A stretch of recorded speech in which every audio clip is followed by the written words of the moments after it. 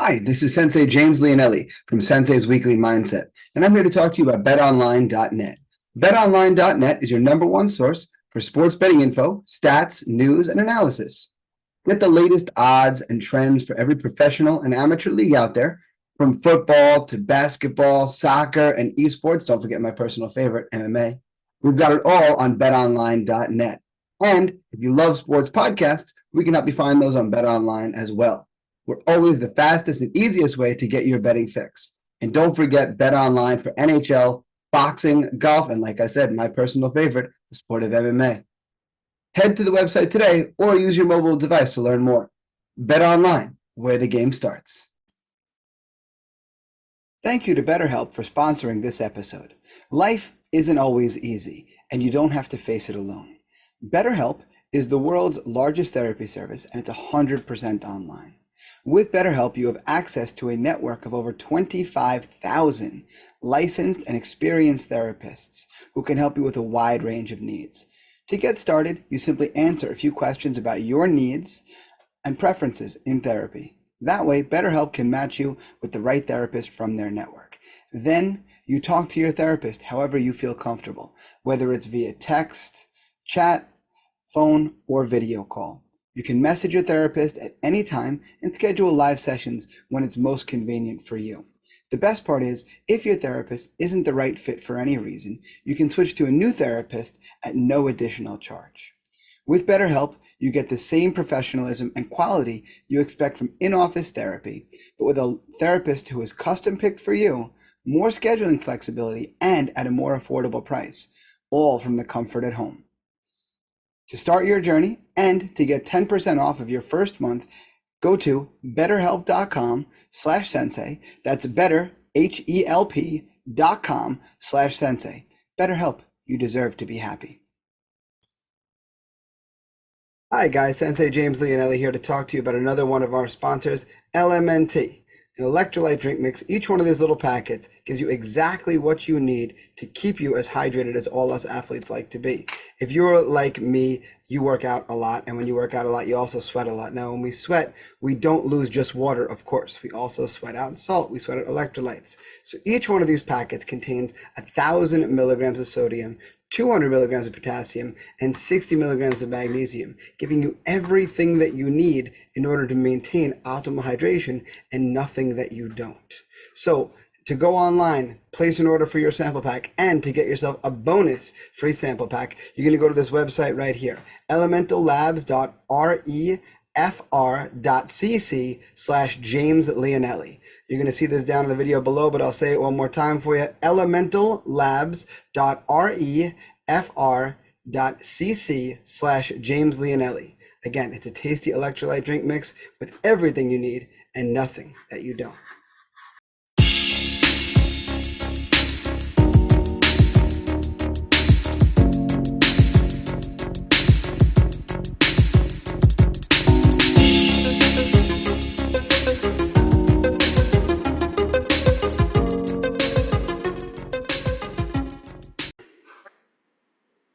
Hello and welcome to this week's episode of Sensei's Weekly Mindset. I'm Sensei James Leonelli, owner and head instructor of Tiger Schulman's here in Smithtown.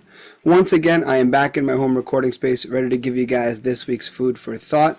I'm wearing a little bit more of the 40th anniversary collection. You can see it here from the Fearless Evolution collection on tiegear.com.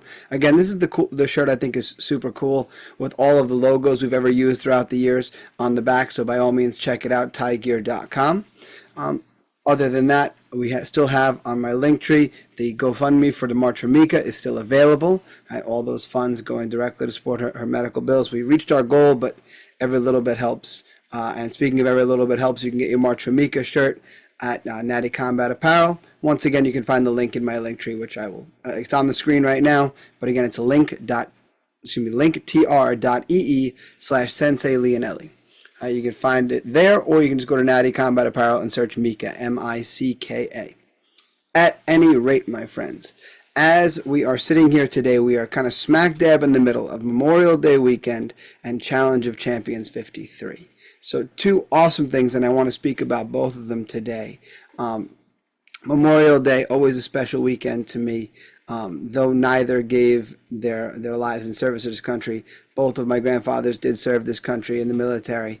And it's always a special day for me because I always respect the significance of what what that day means, I should say, of what Memorial Day is all about, and recognizing those who gave their lives to defend our freedom. And I believe that's a very, very, very important thing that we do. And one of the things that I do every year, and I've been doing it for 3 years running now, and we've talked about it before, is the workout known specifically as the Murph, right? Named in honor of Navy SEAL Michael P. Murphy, who was killed in action a number of years ago on June 28th of 2005, where he was participating in a mission overseas. In an operation called Operation Red Wings.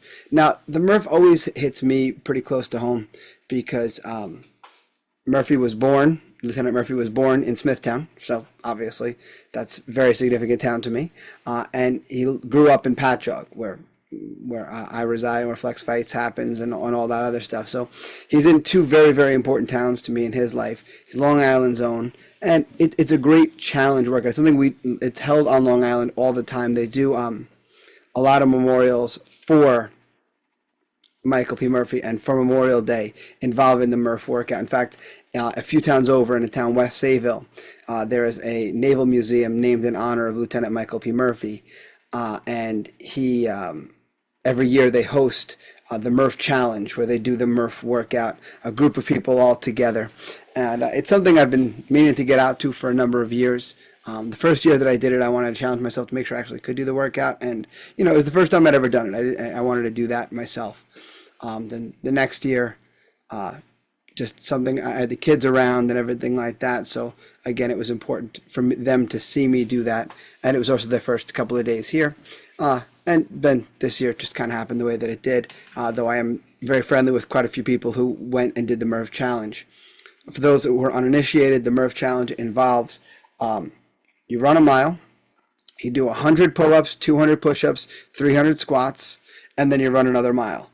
And you do all that with a 20-pound weighted vest or 25-pound weighted vest. I believe 20-pound weighted vest. But nonetheless, so I completed it for the third year in a row. Again, it's a grueling workout, that is for sure. I did do some prep workouts for it and everything like that. But I do this a couple of times a year. Number one, I always do it on Memorial Day because that's like the day to do it. I usually do it on 4th of July as well, because what better day than not only the day that celebrates the birth of our country, but also it happens to be the day that Lieutenant Murphy's remains were recovered in Afghanistan, where he lost his life. Usually I do it to end the summer too, on Labor Day, even though not really military related. Still just today I try to do it just because. But nonetheless, Michael P. Murphy, a hero in my estimation.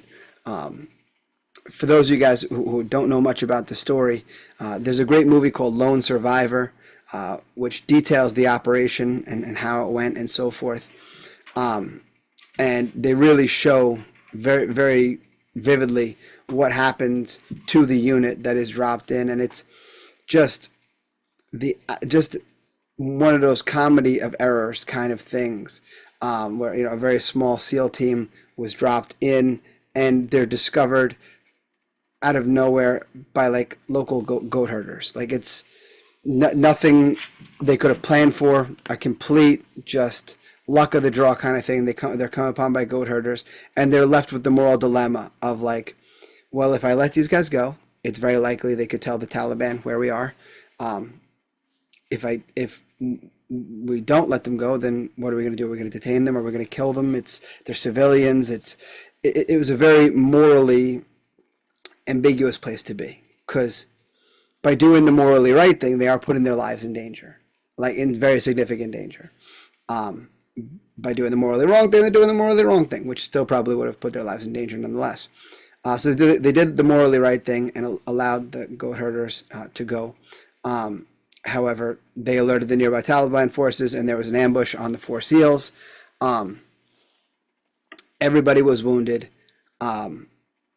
Thankfully, in the moment of true heroics, Lieutenant Murphy leaves a cover position because he was the operator that had the satellite phone to be able to call in for backup, and to be able to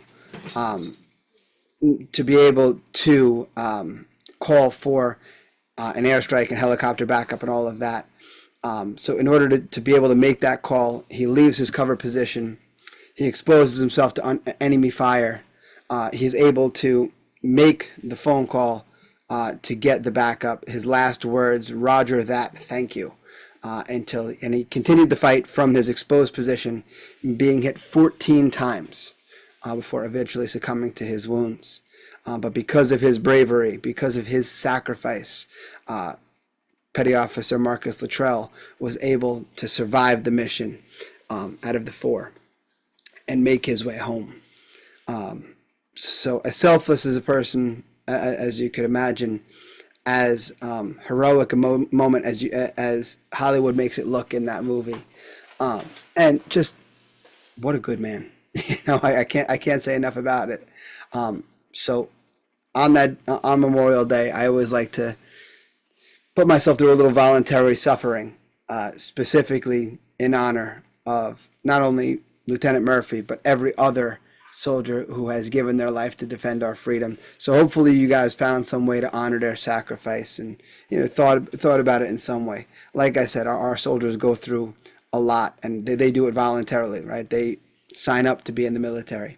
So with that in mind, I like to do something voluntary as well that's tough, that's hard, that I'm doing to myself in honor of the tough choices that they make. And again, I'll continue to do it every year because of what I believe about Memorial Day. But take that for what it's worth, and always go back to what I've said many a times about the Murph workout and about doing hard things and how important that is for you psychologically and all the benefits that come through voluntary hardship, right? We have a very convenient life these days. It's funny, when I look in Kai's search history, one of the most common things is how to do blank in 5 minutes, how to get blank in 10 minutes. He's looking for the instant way to do everything, because that's today's world. If you want to watch a movie, you talk into the remote and you get your movie instantly on your TV. If you order something from Amazon, they can have it to you as early as same day, sometimes a lot of the times the next day. Worst case scenario, 2 days. Oh my God, maybe you can get like the Stone Age and it might take 3 or 4 or 5 days. But we are so spoiled with a life of instant, with a life of comfort that is right there. And I think going through a little bit of difficulty voluntarily is one of the things that we can do to separate ourselves from the pack. Because people who live lives that are too comfortable, they do not know how to deal with discomfort. They just haven't gone through it enough to really understand it, right? One of the things in our brain that makes it work the best is when we can be at a place where our brain can say, I've been here before. So by going through discomfort all the time, voluntarily, then when you are thrown discomfort that life just throws at you, then it's that much easier for us to overcome it. It's that much easier for us to deal with it. So I'm a very big proponent of putting yourself in difficult situations, in doing difficult things, because of exactly what it will do for you. So nonetheless, moving on, I want to talk now about the Challenge of Champions coming up this Sunday.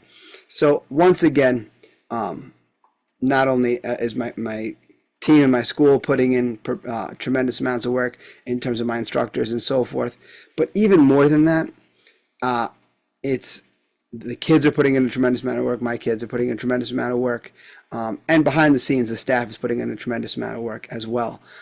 We are using for the first time a new competition software. It's been used internationally for a very long time. It's a competition software called SmoothComp. Many tournaments around the world use SmoothComp. It's a very good software.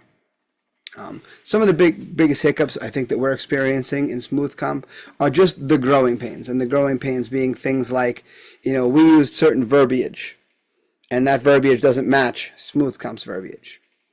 So, for example, if you had a division in your ring, and it was this particular division was girls 6 years and under, 50 pounds and under, just to pick a division at random. If that's your division. We were used to having that division in our ring, and we would refer to that as an event. So we would be like, ring 18, event 1, event 2, event 3, event 4. Well, Smooth Comp doesn't use that same verbiage of event. They use the verbiage of bracket. So again, kind of interchangeable, but a little bit of a learning curve there. Smooth Comp tracks your matches up to the minute. So there's a lot of great features that we're going to get a lot of use of out of Smooth Comp, and it's going to make the life behind the table for the staff a lot easier, I believe. I also believe, like any change, there will be some learning curve, not only for the staff, but also for the parents, right? If your kid's been to many, many, many COCs, it's going to be a bit of a learning curve for those kids and for those parents to be able to manage the new software. I think it's very user-friendly. I think it's a lot less scary than sometimes it might look at first glance. I know I had some parents who had some difficulty with it in my school, and I registered Kai and Riley for it, and because I did, I got to have that end of the experience as well. And was it more complex than what we used to do in the past? Not really. It was about the same, but again, it's different, and different is always hard the first time, always. Right? There is no different that is easy right away. Right? If it was easy right away, likely you're going to do it. And here's the thing, even if it is easier right away, there's still going to be the hesitation that you have because it's different that's going to make it a little bit harder. Nonetheless, so I think that part of the experience is going to be that much better. Again, maybe a little bit of learning curve, maybe a little bit of some hiccups here and there, but I'm excited for how much easier I believe this is going to make our lives on a daily basis, throughout the experience. And it's funny because a lot of our tournament day by day was very analog for the longest time. All the brackets are written out on paper where they had, the 8 slots for the 8 competitors and then the next slots for the winners of those matches and so on and so forth. And we understood that very, very well. Now going to digital, it takes, like I said, it's just a different lens to look at the same thing through. But again, I believe the end result will be that this will be much better for us. But nonetheless, that in and of itself requiring quite a bit of work just to familiarize ourselves with the system. It's like when you get a new phone, right? If you get a new phone, especially if you went from like Apple to Android, which is something I did in my life. I was an Apple person for a while. Wound up getting an Android. When I get the Android, I'm like, oh, this is hard. It wasn't hard. It was just different. When I messed with it for a little while, then it was easy. Right now, I can work the Android as well as I can work that, as well as I used, probably better than I used to be able to work my iPhone, just because I immersed myself in it. The more I play with it, the more it works. It's like everything else. Every other bit of software you ever encounter in your life, the more that you use it, the better you get at it. It's just that simple. So, nonetheless, I'm hoping that a lot of people are as excited as I am, and I've shown a lot of people how to work the software, and it's, like I said, pretty intuitive. But again, the biggest challenge will be if you were used to one way, doing it differently. It's just going to feel different. It's going to seem harder, even though it's not. It's just not what you're used to. So, again, I've talked about it many times on the show before, and I will talk about it again this week and likely next week. What a big fan I am of the competition. Why I think it's one of my favorite days of the year. I know it's one of my favorite days of the year. And again, the unique experiences of having kids living in my house that are doing the tournament, right? It's funny, when I said this in December, talking about the tournament and how like, oh, I never had a kid living in my house before doing the tournament. My brother got a little upset. He was like, hey, I was a kid doing a COC living in your house. Yes, but I wasn't his parent. So that was a definitively different issue. Whereas now with Kai and Riley, I'm in a parental role, definitively different than in a big brother role for sure. And, like my brother, not that he didn't get the nerves, but I didn't have the outward display with him that I did with Riley last COC that we talked about. The unsign me up. I'm not doing it. I'm too scared. And then talking to her about being the boss of fear and so on and so forth, which was a tremendous talking to me, a tremendous turning point in Riley's life. I've seen a different kid for sure since then. Riley I don't want to call her a nervous kid because that would be the wrong word. But she was definitely more on the cautious side. Whereas Kai has never seen anything that wasn't a little bit adventurous, that wasn't for him right away. He's a guy that, if he saw a hoverboard, he was figuring out how to do it. If he saw an electric scooter, he was figuring out how to do it. If it was a slide to go down in a pool, he was doing it. If it was something to jump off of, to jump into a pool, he was doing it. And Riley was not as much that kid. She, to a certain degree, she would follow kind of whatever Big Brother did. If Kai was brave enough to do it, she might be brave enough to do it, but she'd still be held back a little bit. Like even her first class in my school, I remember she came in her uniform, and she's like, I'm just going to watch today. I'm not going to do anything. And then I did a little private lesson with her back. She felt like she knew what to do, put her on the mat, and it's funny, the private lesson I did with her was on striking, put her on the mat for jiu-jitsu. She giggled it up, had a great time, and I've never had a problem getting her on the mat since. But nonetheless, super important, right? Because the more I've exposed her to things that made her uncomfortable, the more she has grown as a young woman. The more she is not as afraid of new situations. She's not afraid to do new things. Right? Don't get me wrong. She was a confident young lady to begin with. She's outspoken. She believes what she believes. If she thinks something's not fair, she's going to tell you. And she's always been that way. That's not just a tournament experience. But when it came to new things, to new places, she always held herself back just a little bit. Not a ton, just a little bit. And I've definitely seen over the last 6 months how that has decreased since that last tournament experience. Like even now, we've been talking about the tournament for a bunch of weeks. And she's, I don't really want to do the full gear part, the kickboxing part. Oh, well, you're going to do the kickboxing. Okay. It's a hiccup in the road. It's barely anything. Right now, our biggest concern is making sure she stays in the weight that she is, because if she does that, she'll be exactly at the place that we want her to be in the tournament, which would be great for her. But nonetheless, it goes back to that same idea that I talked about with the Murph, the idea of voluntary discomfort. The biggest fear in the world is not, bears, it's not snakes, it's not all those other things. It's public speaking. Why is public speaking? Because everybody's got all eyes on them and the pressure is mounting and all this stuff. And I agree with that assessment, right? Definitely an intimidating idea.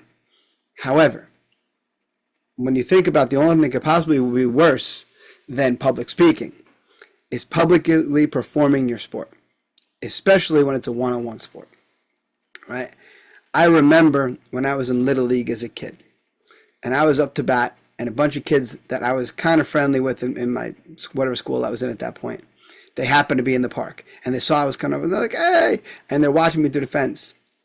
And I never struck out so fast in my life because of all the pressure that was on me. I swung at the first 3 pitches. I was trying to hit a home run, even though I never hit a home run in my life, to try to impress these people. Right? And it's such a valuable experience. Like I remember Tiger did this for me years ago when I had my first kickboxing bout, where he had myself and my friend Sensei Stout, who's been on the podcast before. Both he and I were competing on the same night. So he put he and I up, and we got fresh people every round. And it was, we were having matches in front of the whole class. And the class is cheering us on and coaching and this and that and the other. And man, I was training really hard for this fight. I was in very good shape, I thought. But man, those 6 minutes were exhausting. They were exhausting because of the extra pressure. Now it's public. Now it's not just your classmates. Now it's everybody. All these competitors, all these people who are there with all eyes on you. So nonetheless, I know what I gained from that experience. And now imagine how nerve-wracking that experience is on a small child, which is phenomenal. It's great. I love it because I know we're teaching that child early and often the value of discomfort, the value of putting themselves out there, the value of risking a loss in front of everybody, because there is a 50% chance you are going to lose every match. You're going to win or you're going to lose. That's it. Right? Maybe you tie and you go to overtime and then there's a winner or a loser.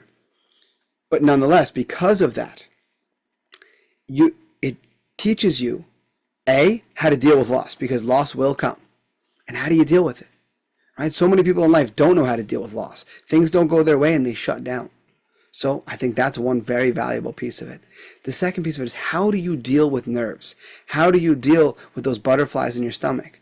Because I know plenty of kids who, they were super confident when we were talking in the hallway, but if they had to give a book report in front of the class, they were a completely different kid. And I want to make sure that the kids in my charge are not that kid. I want to make sure they're confident no matter what. And I want to put them in uncomfortable situations, because something like a tournament that is uncomfortable but safe, I know they're going to grow from it. Is their martial arts going to get better? Absolutely. But is their martial arts going to get better because of the punches and kicks they learned that day? No. They're not learning different punches and kicks that day. They're learning how to be them a little bit more. They're learning to be a little bit more confident. Right? Riley wore that second place medal for days. We couldn't get her to take it off. Right? Kai has his medals from the 2 tournaments that I brought him to on display in his room. He's all about it. Because that accomplishment, no one can take it from you. No one can take the confidence that comes with it from you either. And no one can take that additional ability to deal with fear and anxiety away from you either. Those 3 things stacked on top of each other, they are a winning recipe for making a stronger, more confident human being. They are exactly what a person needs in order to be able to conquer fear that much more. And fear plays a big role in life. There's a lot of people who let fear rule their whole life. And they don't go for it, right? They don't put themselves out there for the promotion. They don't ask that person on the date that they want to. They don't try that thing that they never tried but they always wanted to. They don't do those things simply because they're afraid. And if I can do anything to make sure the kids that I teach and the kids that I'm raising are not going to be the type of kid limited by fear, then I'm going to do it. As long as I believe that a kid can handle going to a tournament and losing psychologically, confidence-wise, then yeah, I'm going to put them out there for it. I put one of my students in this little tournament that we went to back in, I forget when that was, like January timeframe. I put those kids in that little tournament, and there's one guy, Ben, I had been trying to get Ben to compete for years. And the cards were never quite right for him. And Ben went to this little tournament, and he did well.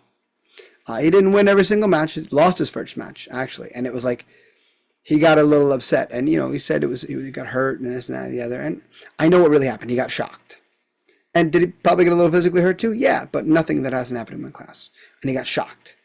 But he came back out for the next match, and man, oh man, did this guy look so good. And he has been killing it in class leading up to the tournament. And I don't know if Ben's going to win a first place medal in this COC, but what I do know is Ben's going to go out to this, and win, lose, or draw, Ben is leaving that match more confident than he walked onto it. Because I know what this experience will do for him.